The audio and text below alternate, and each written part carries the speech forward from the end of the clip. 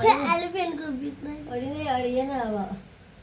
खै एलिफेन्टको हजुरले नचलाउनु तिमी त झन् चिराउनु यसको मुट्की मुड्की मैले कस्तो राम्रो बनाइदिन्छु ल अब मेरो भएपछि मम्मीलाई बनाइदिनु हुन्छ हुन्छ मम्मी ए हुन्छ बाबा मलाई हाँसिरहनु है ल ल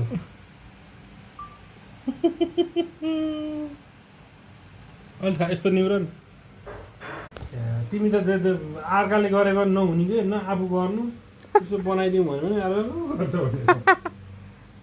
चिनी बनाइदिनु पर्छ भात खाउँछ